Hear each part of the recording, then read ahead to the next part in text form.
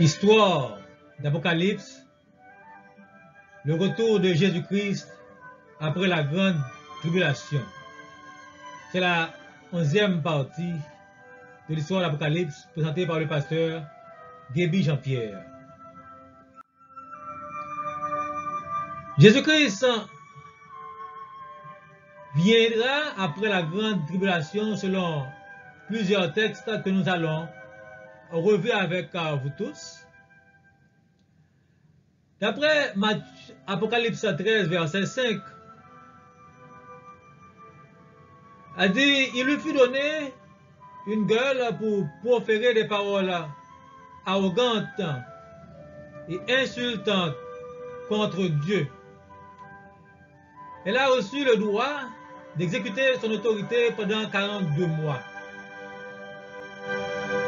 Alors, ce texte vous dira qu'il y a cette période de grande tribulation et de gouvernance dictatoriale que la bête de Apocalypse 13 va exercer sur le monde entier et spécialement sur les chrétiens, les croyants en Jésus-Christ.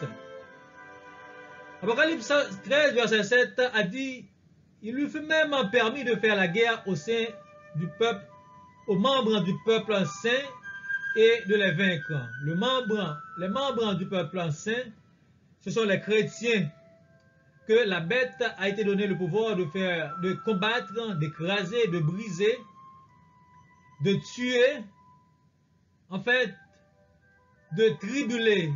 C'est la grande tribulation. De même, Daniel 7, verset 25, qui a dit la même chose qu'Apocalypse 13, concernant la grande tribulation, la période et de la période de 3 ans et demi, un temps des temps, et la moitié de temps égale 3 ans et demi. Il prononça des paroles contre le Très-Haut, il opprimera les saints du Très-Haut, opprimés, tribulés, grande tribulation, car ce sera à la fin des temps, pendant la période de 3 ans et demi de Apocalypse. Ainsi, selon cette période d'Apocalypse, on verra que Jésus-Christ reviendra pour écraser ce gouvernement du dernier temps. Puis, Daniel 7, verset 26, puis viendra le jugement, et on lui ôtera sa domination. Qui jugera? C'est Dieu qui jugera. À quel moment? Au dernier temps. Et on lui ôtera sa domination. Si Dieu vient pour juger, donc ce gouvernement, ce sera au dernier temps. Et ce gouvernement, exactement, se placera au dernier temps. Et au dernier temps, ce gouvernement fera la grande tribulation contre les chrétiens pendant 3 ans et demi, un temps des temps et la moitié du temps. Selon Matthieu 24, alors on verra que, comme Daniel, que le retour de Jésus-Christ se fera après la grande tribulation. Matthieu 24, verset 21. Car alors la détresse sera si grande qu'il n'y aura point eu de pareil depuis le commencement du monde jusqu'à présent et qu'il n'y aura jamais. C'est une détresse, c'est une tribulation. Apocalypse 13, verset 5 encore, nous retournons avec, nous montre réellement que cela se fera en 3 ans et demi. De même chose pour ce que Matthieu relate. Matthieu 24, verset 23, il dit, ne croyez personne qui vous dira que le Christ est ici ou est là pendant la période de la grande détresse. N'en croyez point. Hein? N'en croyez pas que l'on vienne vous dire que Christ était déjà venu, était déjà de retour. Parce que Christ n'avait pas été annoncé avant.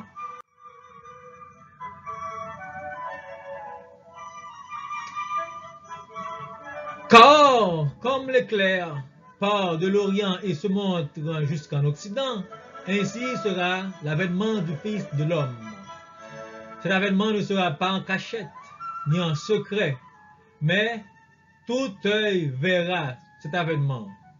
Et aussitôt, Matthieu 24, verset 29, aussitôt après ces jours de détresse, le soleil s'obscurcira, la lune n'aura point de sa lumière, et les étoiles tomberont du ciel. C'est ce que dit Matthieu 24, verset 29, qui n'est pas relaté ici. Ce sera cette partie qui n'est pas relatée, c'est la colère de Dieu. Cette colère est prononcée selon Apocalypse, Joël, Sophonie, Amos, Zacharie et Matthieu aussi. Et aussitôt après ces jours de détresse, alors le signe du Fils de l'homme paraîtra dans le ciel. Toutes les tribus de la terre se lamenteront et elles verront le Fils de l'homme venant sur les nuées du ciel avec puissance et une grande gloire. Aussitôt, c'est après les périodes de la grande détresse, de la grande tribulation que le signe du Fils de l'homme paraîtra. C'est ce que Matthieu a dit. Pas vrai? Matthieu a parlé, c'est la Bible a parlé, et Daniel avait parlé aussi. Et il y aura Thessaloniciens qui parlera plus tard. Et il enverra ses anges avec à la trompette retentissante pour rassembler ses élus des 4 vents. Vous voyez, quand cela se fera, l'enlèvement ne se fera pas avant la grande tribulation, mais après. Ce n'est pas la période des gens qui ont traversé, qui sont sauvés à travers le feu. Il n'y a pas cela dans la Bible. Il n'y a pas un retour de Jésus-Christ avant la grande tribulation. Et ce retour de Jésus-Christ après la grande tribulation, ce n'est pas pour les gens qui sont sauvés à travers le feu. Encore, je vous le dis. Selon 2 Thessaloniciens 2, le retour de Jésus-Christ se fera après la grande tribulation. Pas vrai? 2 Thessaloniciens 2, verset 1er. Pour ce qui concerne l'avènement de notre Seigneur Jésus-Christ, vous voyez, c'est clairement dit ici. Pour ce qui concerne l'avènement de notre Seigneur Jésus-Christ, l'avènement, c'est le retour. En Matthieu 24, les disciples avaient posé la question à Jésus-Christ, c'est à quand sera ton avènement, ton retour? Alors, 2 Thessaloniciens 2, verset 1er dit, pour ce qui concerne l'avènement, alors c'est la réponse, notre Seigneur Jésus-Christ et notre réunion avec lui. L'avènement, le retour de Jésus-Christ est le moment où les chrétiens seront réunis avec Jésus-Christ. Nous vous prions, frères, de ne pas vous laisser vous ébranler, que personne ne vous séduise d'aucune manière. Que personne ne vous séduise d'aucune manière. Pour ce qui concerne l'avènement de Jésus-Christ, ne laissez personne vous tromper ou bien vous séduire d'une manière que ce soit. Car avant le retour de Jésus-Christ, pour ce qui concerne l'avènement, le retour de Jésus-Christ, car il faut que l'apostasie soit arrivée auparavant. C'est ce que la Bible a dit. Il faut que l'apostasie c'est la grande période de manque de foi, c'est la grande période de laisser aller, c'est la grande période de non-foi en Jésus-Christ. L'apostasie. Il faut que cette grande période soit arrivée auparavant, avant qu'on ait vu, et encore qu'on ait vu paraître l'homme du péché, le fils de la perdition, l'adversaire, qui s'élève au-dessus de tout ce qu'on appelle Dieu, jusqu'à s'asseoir dans le temple de Dieu, c'est pourquoi lui-même Dieu. Matthieu, Daniel 9, verset 27, l'avait proclamé, l'avait dit.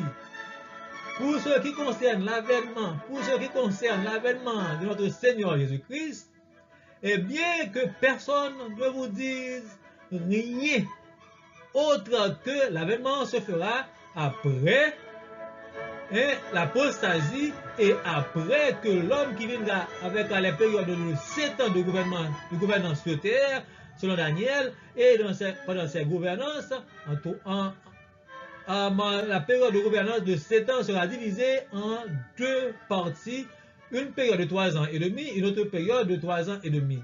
Et Apocalypse, on avait parlé et on a parlé que pendant 3 ans et demi, la bête fera la grande tribulation sur les habitants de la terre, sur les chrétiens spécialement, mais les autres habitants, donc ils seront là, mais ils vivront en paix, se diront paix et sûreté. Alors, Jésus-Christ apparaîtra pour prendre les chrétiens.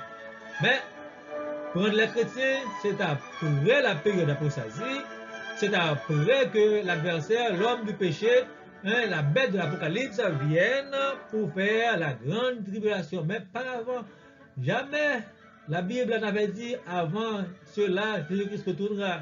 N'oubliez pas cela.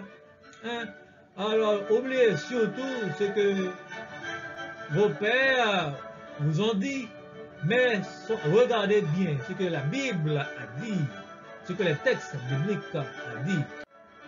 Donc,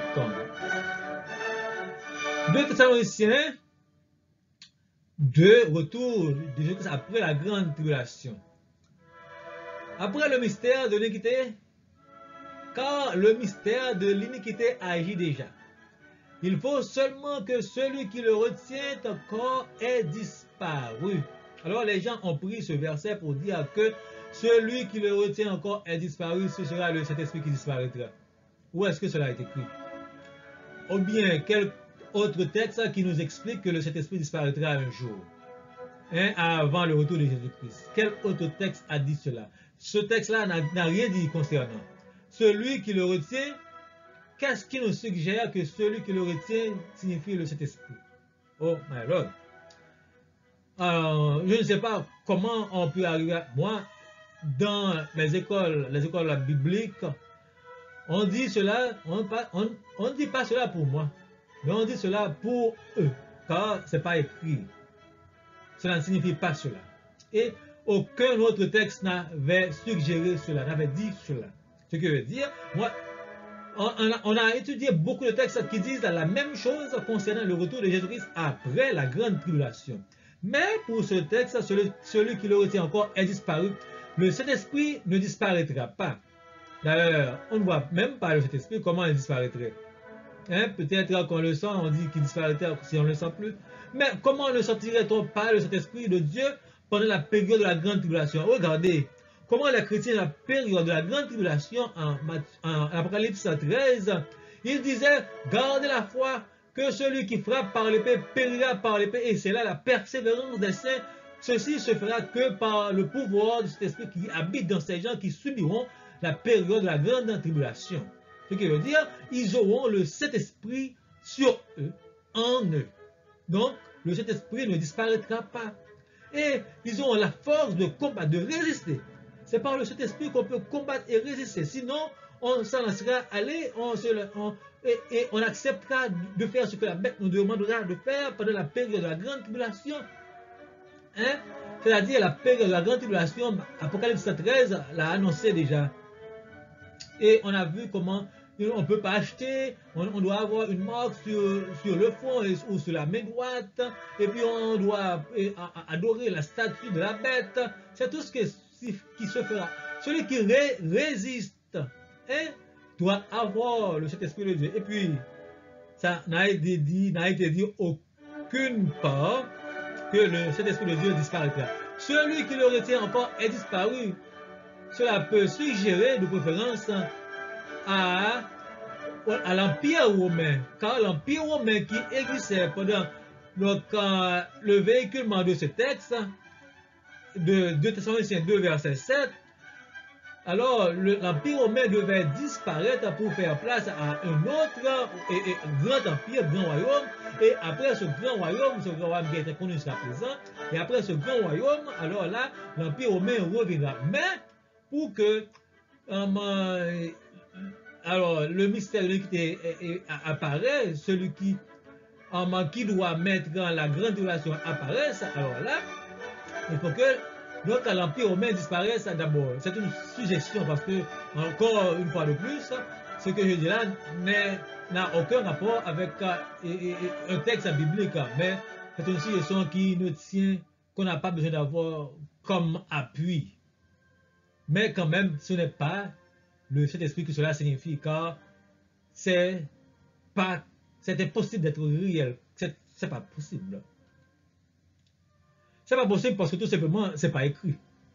Et alors paraîtra l'impie que le Seigneur Jésus, vous voyez, alors paraîtra l'impie que le Seigneur Jésus détruira par le souffle de sa bouche et qu'il anéantira par l'éclat de son avènement. Quand le Seigneur Jésus apparaîtra, après que l'impie aurait apparu d'abord.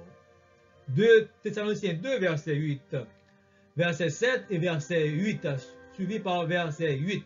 Donc c'est là que Jésus-Christ viendra. Jésus-Christ viendra pour la première fois, s'il vous plaît, après l'apparition de l'impie.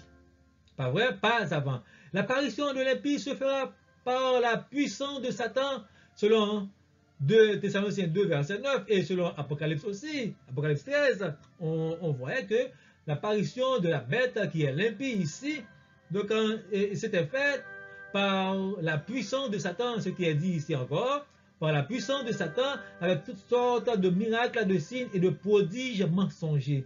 Donc, ce que la seconde bête, en Apocalypse 13, fera pour la première bête, donc la seconde bête fera que toutes sortes de miracles avec la puissance du diable pour plaire dans leur alliance à la puissance démoniaque pour contre spécialement les chrétiens, car tous les habitants de la terre se réjouiront selon l'Apocalypse 13 que la bête est de retour, mais pas les chrétiens, car les chrétiens subiront les conséquences.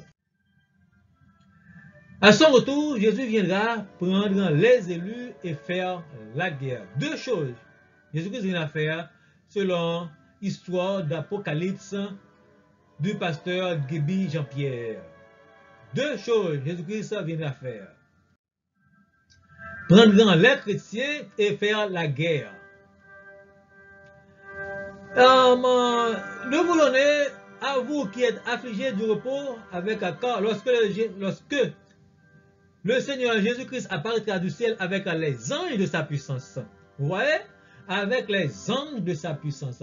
Certains disent, parce qu'ils avaient vu quelque part les saints, ils disent que ces saints sont les chrétiens qui étaient enlevés auparavant. Non, ces saints sont les anges. Sont les anges de la puissance de Jésus-Christ. Quand Jésus-Christ retournera, il viendra, il apparaîtra avec, sortant du ciel, avec les anges de sa puissance, selon 2 Thessaloniciens 1, verset 7. Mais pas avec les chrétiens qui avaient été déjà enlevés. Bon, qui a dit que les chrétiens avaient déjà enlevés? Où est-ce que vous voyez cela? Vous avez vu cela? Nulle part. Nulle part. Changez vos connaissances selon les textes de la Bible, mais pas selon une philosophie qui a été dite par un théologien quelconque. Hein? Et vous, presque la majorité d'entre nous, d'entre vous, pas moi, d'entre vous les chrétiens, vous dites là la même chose. Et comment vous allez faire pour éduquer quelqu'un? Non, en seulement leur disant foutre dans la tête. Non, on ne doit pas dire cela. Suivons, retournons en arrière et suivons les textes de la Bible. Et il apparaîtra, Jésus-Christ apparaîtra au milieu d'une flamme de feu. Au milieu d'une flamme de feu signifie pour faire la guerre. Pour punir ceux qui ne connaissent pas Dieu et ceux qui n'obéissent pas à l'évangile de notre Seigneur Jésus-Christ. Donc, Jésus-Christ apparaîtra et Jésus-Christ apparaîtra du ciel avec les anges de sa puissance pour faire la guerre et pour punir ceux qui ne connaissent pas Dieu et qui n'obéissent pas, etc. Jésus-Christ apparaîtra pour ça. Et 2 Thessaloniciens en 1er verset 10 a dit lorsqu'il viendra pour être en ce jour-là. Donc, ce qui veut dire, ce retour de Jésus-Christ, ce sera pour deux choses. Lorsqu'il viendra pour être en ce jour-là glorifié dans ses saints et admiré de tous ceux qui ont qui auront cru et témoigné, donc ils ont témoigné qu'ils avaient cru. Ce qui veut dire, et admirer tous ceux qui ont cru, c'est-à-dire, il viendra sur terre, et ceux qui ont cru seront sur terre, admirer, c'est-à-dire, c'est se réjouir avec les chrétiens pendant qu'il viendra, pendant qu'il viendra faire la guerre, il prendra les chrétiens avec lui. C'est en ce moment-là que donc, les chrétiens seront pris pendant le premier retour de Jésus-Christ après la grande tribulation. après la grande tribulation. Jésus-Christ viendra faire deux choses à la fois, pas vrai? Car le Seigneur Jésus lui-même a un signal donné à la voix de l'archange et au son de la trompette de Dieu descendra du ciel, et les morts en Christ ressusciteront premièrement. Les morts en Christ, quand Jésus-Christ retournera pour faire la guerre, il prendra les chrétiens de cette manière, à un signal donné à la voix de l'archange et au son de la trompette de Dieu, et les morts en Christ ressusciteront premièrement. Ensuite, nous les vivants qui serons restés, nous serons ensemble enlevés avec eux sur les nuées et à la rencontre de notre Seigneur Jésus-Christ. Et nous serons pour toujours avec le Seigneur Jésus. Pour toujours avec le Seigneur Jésus. Ainsi, donc, ce sera donc l'avènement de notre Seigneur Jésus-Christ pour faire deux choses à la fois, et la guerre et l'enlèvement des chrétiens. Alors apparaîtra l'impie que le Seigneur Jésus détruira par le souffle de sa bouche et qu'il anéantira par l'éclat de son avènement.